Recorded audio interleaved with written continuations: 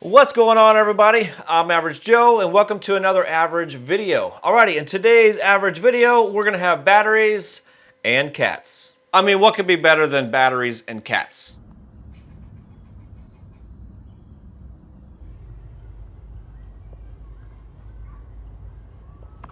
Oh, of course.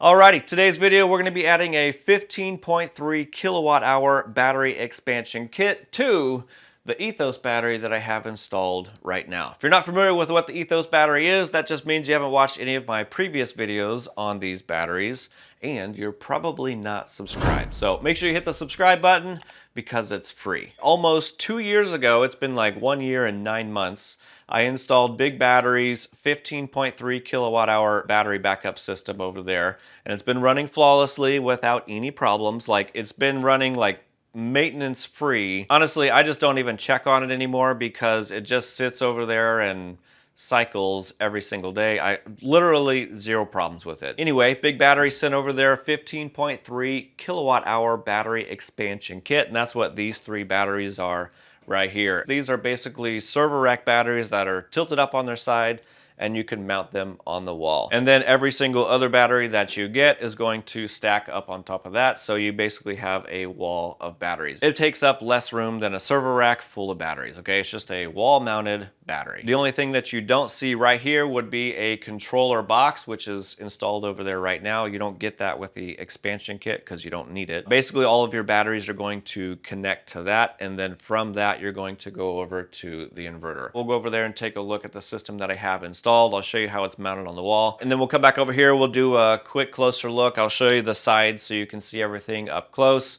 and then we're gonna get right to the install and double my capacity. Alrighty, let's get to it.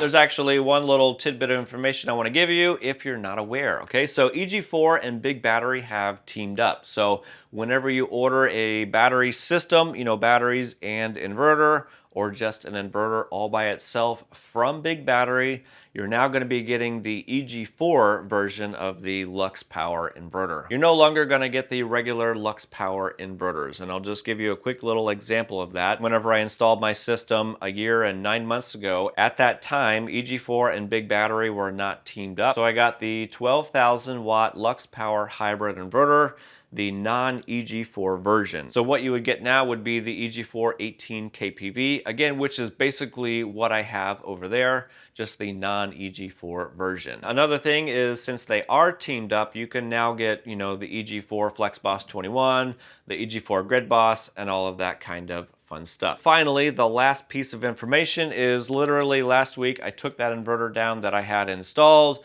and I installed a FlexBoss 21 because the FlexBoss 21 is now the newly improved 18 kPV, or the newly improved inverter that I previously had. Whenever we hook everything up, now everything's going to be powered with the FlexBoss 21. Alrighty, let's get to it. All right, this is the 15.3 kilowatt hour Ethos battery system that I have right now. The top box right up there is called the controller unit. Basically, all three batteries, or however many batteries you have, are going to parallel up to this controller unit right here. The controller unit basically handles all the communications, and then from there you can see I've got flexible conduit going over to here and then into the FlexBoss 21. Also on that controller unit up there, we have a little tiny screen which is going to give you basic battery information like voltage, your battery capacity, and what protocols you're going to be using to basically speak to the inverter. If you're even using battery communication. You don't have to use battery communication if you don't want to. Next thing I could show you is if we actually remove these covers, which we'll do here in a little bit, there's actually brackets that mount everything to the wall. You have a bracket basically at every intersection, so the whole battery can't fall off the wall or anything like that. And then everything also sits on like a base right down here. Okay, so it's sitting up off the ground about 2 inches or so. And then one thing I did want to mention that's a little bit different, which I'll show you to the other battery, is all of my side covers are plastic and they have all the slots in here. Okay, the new one is slightly different. All right, just a quick little look at the side of the batteries if you're not familiar. So at the very, very top, you're gonna have a lifting handle, which doubles as the mounting plate for your side cover right here. Right below that, you're gonna get a sticker with all your battery information on it. You're gonna get 2 positives and 2 negative Amphenol connectors. These are, in my opinion, like the best connectors that you can get because they're super, super easy. Basically, all you do is push on your cable and wait for it to snap, and that's pretty much it. Another nice thing about these is they have O-rings inside, so they are waterproof. And then of course to remove them, there's a little side button on them. You can pop them right back off. These cables and connectors are fan-freaking-tastic in my opinion. Right below that, you're gonna get a 125 amp Nader circuit breaker. This is an IP67 cover, just this little cover right here. Anyway, you can open that up and flip it on and off. So you got your circuit breaker and shunt trip right here. And one other thing about these, if I didn't mention it, that these are indoor and outdoor rated. So these are IP65 and they are a NEMA 4X enclosure. Basically everything's sealed up.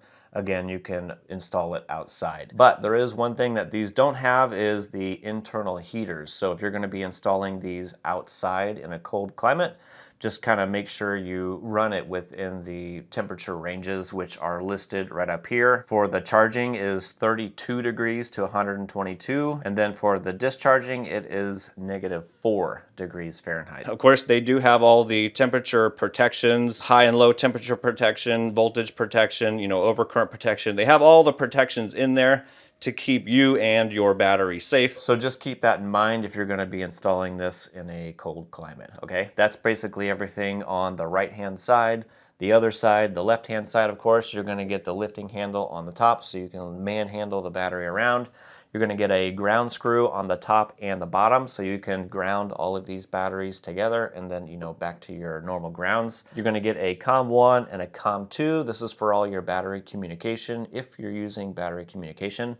Basically, you're going to link all the batteries together so they can all communicate, you know, basically to the top controller box and then onto your inverter. Underneath that, we have a LED state of charge indicator, a power on and off button, and then right down here, you're going to get 4 little dip switches. Basically, you're going to assign each battery an ID, which goes for the communication, just so it knows how much capacity is in your system, and you know, other stuff like that. And then finally a reset button, and that's pretty much all we have on the side of the batteries other than the little side covers right here, which we'll take a look at real quick. Let me close this back up real quick and I'll show you how the side covers work. This little side plate does have a big O-ring on the back side, so it's watertight, of course, too. All right, these are gonna be the side covers that you put on the side of the batteries. The new ones right here are made out of metal. The old one that I have right here, it's actually made out of plastic. The new ones actually come with some conduit knockouts. The old one does not. Basically, it just has some slots on the side and that's pretty much it. How you install these is fairly easy. You're just going to put them on the side. Actually, that one went on real easy. You just put it on just like that, and then that screw goes right up here, which secures it to the side of the battery. And then for the plastic one, it is pretty much the same. You're gonna set it on the side of the battery and pop it in place. Boom, just like that. And then of course put your screw in at the top to hold the side cover on. Now one other thing, I don't know if you can tell very good on camera or not, this close, is there's actually 2 different colors here. So my old version is like a off-white and the new version is a light gray. So I am gonna have a little bit of a mismatch whenever we go to install it, but that's okay. We're gonna double the capacity and who cares? And then finally is the accessories that you get to complete your system. So you're gonna get 2 of the shorter cables. These are gonna be the ones that connect one battery to the next. You're gonna get a short communication cable, and then you're gonna get 2 side brackets so you can mount this to the wall with all the screws and stuff that you're gonna need. And then you're gonna get a set of 4'9" cables. This is how you're going to parallel the last battery and the first battery up to the controller box. You're actually gonna get 2 sets of those longer cables because whenever you mount your batteries on the wall in this fashion right here, 1 stack here, one stack here. All the cables from the batteries above are going to be daisy chained all the way down to the bottom here. And then you're going to take the longer set of cables and go around to the other side so you can continue the link. And then you're going to link all the way up. And then on that top battery, you're going to take the other set of longer cables and route those over to the controller box that's on the other stack of batteries right now. Now on to the installation, and as you can see, normally it is stacked up on a wall just like this. However, I don't have enough room on this wall right here to set another battery next to it. My only option is to go around to this corner right here. I don't really want to do that because I'll have to move this ductwork, which really isn't a problem because it's not in use. And I don't really want to have my parallel cables wrapped around the wall corner. Alrighty, so obviously I don't want to mount my batteries around the corner. For yours, you know, you might have enough room on one wall where you can do each stack side by side. I'm not going to be doing that because I don't have enough room on that little wall. And I don't want to go around the corner and have some awkward conduit or just random wires going around the wall. So I'm going to be doing my expansion battery kit in front of the other batteries that I have over there right now. So in order for me to do that, I can't actually use the brackets that came with it unless I cut these up. So I ended up making my own brackets. Basically, I just mimicked the original bracket and I made my own bracket and cut 4 slotted holes in there. I'm going to remove these 2 screws right here, install my bracket so then these 2 batteries can be linked together, and then whenever I stack the other batteries above it, I will have 2 more holes to attach those batteries together, okay? And then for the very, very top battery, so I don't have just a random piece of metal sticking out the top, I did an L shape just like this. So whenever that one goes on there, it'll be level with the top of the battery, and then this side over here will be underneath the controller box side cover. Alrighty, that's how I'm going to be doing all of my side brackets. And then since the side covers are different colors, I'm actually going to remove the plastic ones on the opposite side of my batteries and put those on the new batteries. That way everything can be all the same color. And another thing that I will have to do is, since I'll be paralleling this battery over to here, I'm gonna see if I have enough room to route my battery cables underneath there. If I don't, I am gonna have to just cut out a little piece of plastic to give me a little extra room. That's gonna be for the bottom battery down here, and then for the top battery as well. And then on the other side of the battery, that's gonna be closer to the wall. It's a little less seen. I'm gonna put all the metal side covers on there. And the same thing, if I have to kind of trim this up a little bit, I'll go ahead and do that, but I don't think so, because the only thing we have to do on this side for cabling would be linking one battery to the next with the small Ethernet cable, and I think we can fish that through this little side cover right here. So speaking of communication, I am going to set that up real quick. Again, in the manual, which I have right here, or you can get it online, it shows you exactly which way to put the dip switches depending on how many batteries you have. So I already have 3 connected up right now, so I just need to set up 4, 5, and 6. This is going to be my battery 4, so we're going to adjust our dip switches according to the description in the manual. And if we look at number 4, it looks like the second switch has to be in the up position. So that's all we need to do for battery 4. This is going to be battery 5. Looks like number 2 and 4 switches are in the up position. So we'll go ahead and do that one. And then my last battery is number 6. Looks like number 2 and 3 are in the up position. Boom, there we go. Last thing we gotta do is put the little cover back on. Now on to the installation, and this would be super, super easy. First thing I need to do is remove all of my side covers and then get to stacking.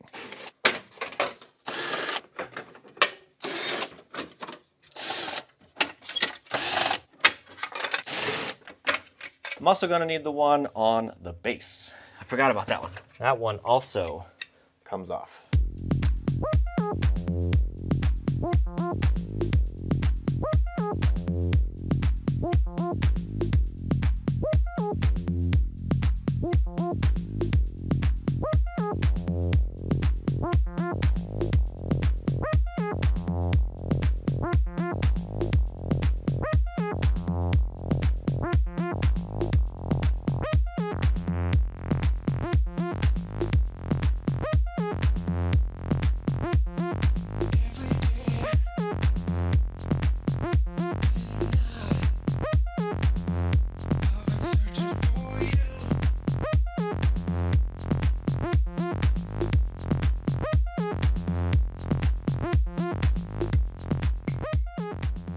Next thing I need to do real quick is make some little cutouts or slots in the side covers so the battery cables can pass from the front battery pack to the back battery pack. And this is going to be for the top 2 batteries, and all I did is basically kind of roughly set these on the side of the batteries, and then I just kind of laid out some wiring to figure out what would be the best. And for the outer battery, basically I'm going to have to cut out this little notch right here. That's all I'm going to have to do for this one. And then for the batteries behind it, I'll have to cut out basically like this shape right here, so the battery cables can pass through that. That's for the top 2 batteries, and then the very bottom 2 batteries, it's roughly the same thing.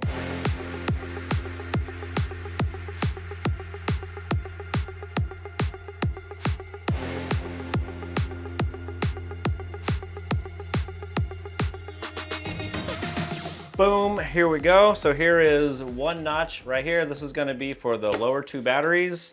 And basically I just line these up just like that. So the batteries are gonna pass through that little hole right there. And then basically the exact same thing for the upper batteries. It is pretty much the same concept, just like that.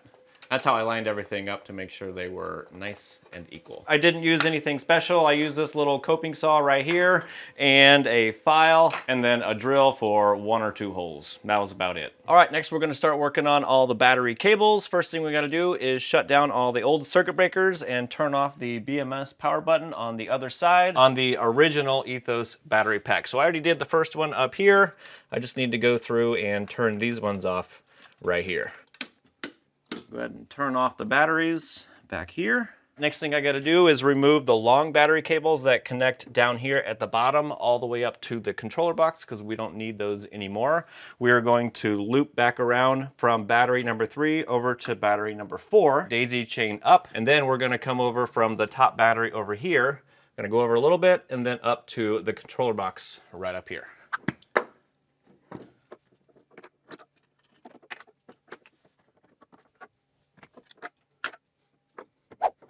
Alrighty, now what we're gonna do is take these small battery cables. We're gonna go from battery number 3 over to battery number 4, and we're just gonna continue going up from here.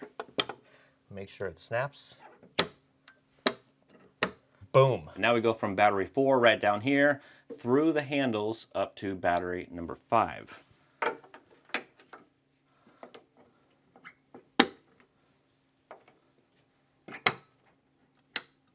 And same thing for battery 5 up to number 6. And you guessed it, we're going from number 6 up to the control unit with the longer cables.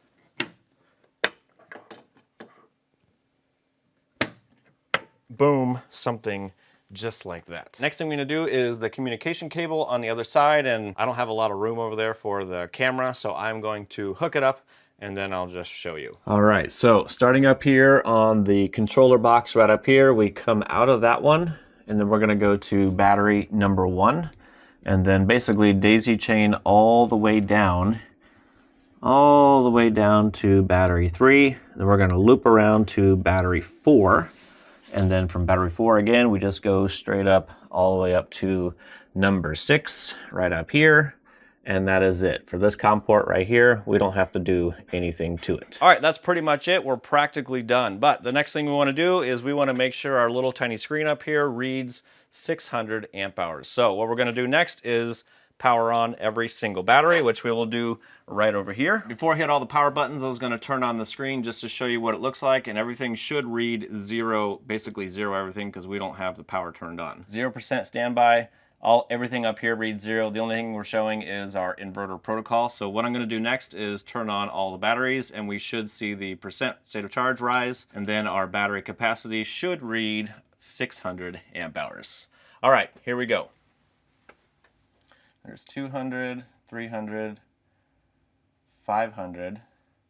Boom, there we go, 600 amp hours. So all the batteries are communicating correctly to the controller unit right here. Nice. All right, next thing we got to do is flip on each one of the circuit breakers on every single battery, and then the last one will be the controller unit right up here, which will send power over to the inverter. All right, here we go.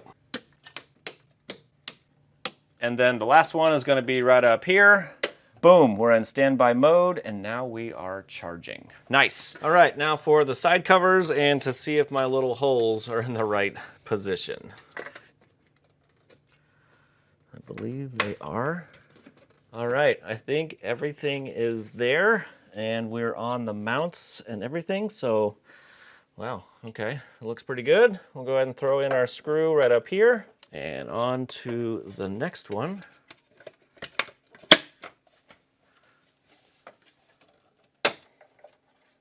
Boom, there we go. Both of them fit nicely, and we can only see the battery cables just a little tiny right through there. Nice. The middle two, we shouldn't have any problems. Put in our screw. They're going in nice and easy. I like that. And the moment of truth, the bottom two. Boom, nice and easy.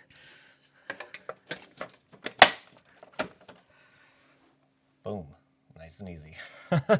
I'm actually really surprised it went on that easy. Awesome.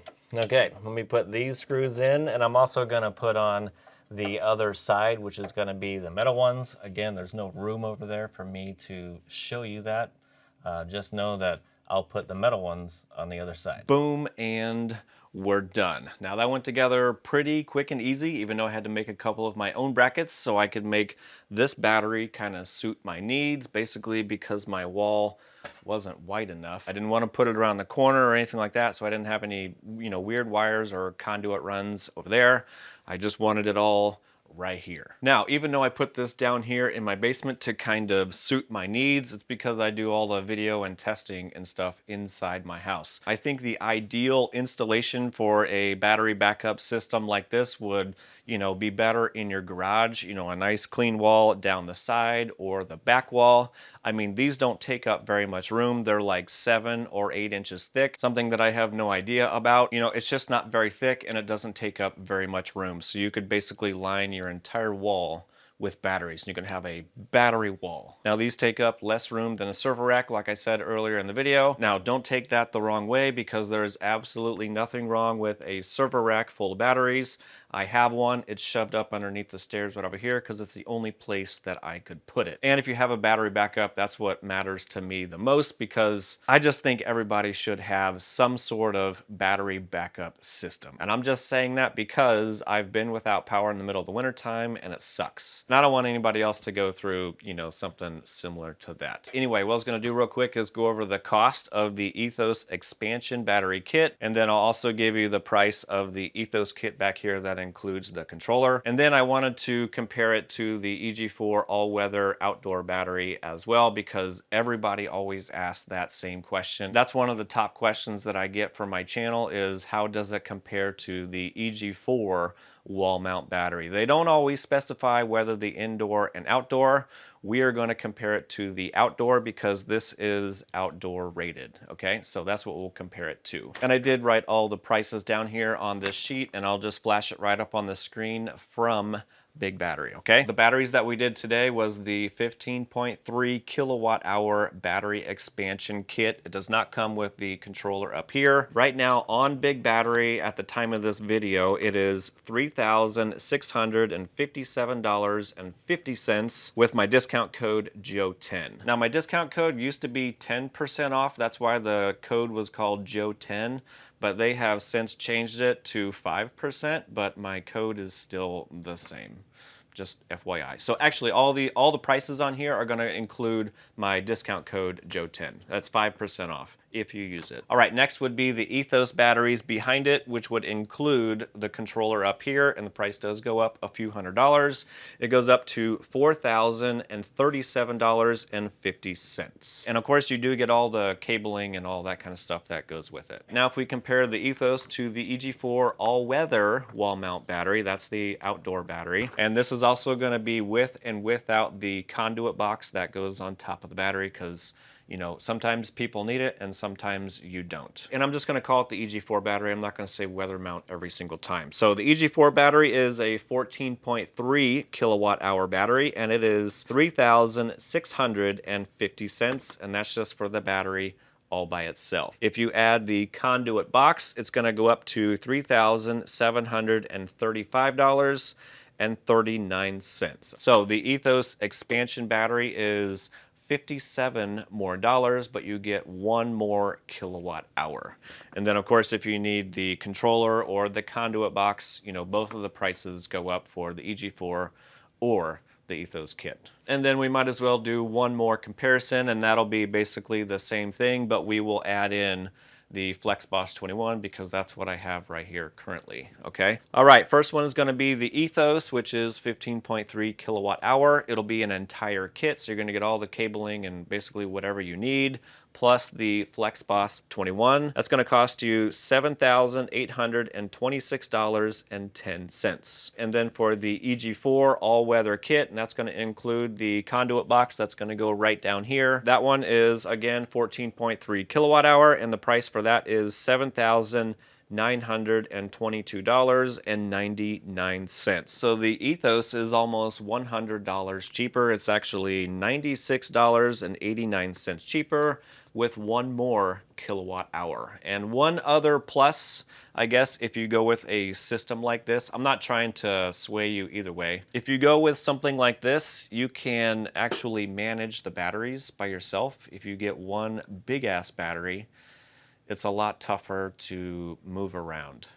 Alrighty, well that's pretty much all I got. I don't want to waste too much more of your time. But I did want to say, if you've been thinking about getting a battery backup system or a solar battery backup system, you know, like the whole thing. If you've been thinking about getting a system and just haven't quite, you know, pulled the trigger yet, remember, 2025 is the last year that you can get the 30% tax credit. I would really hate for you guys to miss out on the tax credit and, you know, potentially be without power in the next storm or hurricane or whatever. And as always, I'm going to have my discount code and affiliate links down in the description. If anybody has any questions, comments, or concerns, make sure you put those down in the comment section. If this video was helpful in any way possible, make sure you like that smash button on your way out, and I'll see you on the next.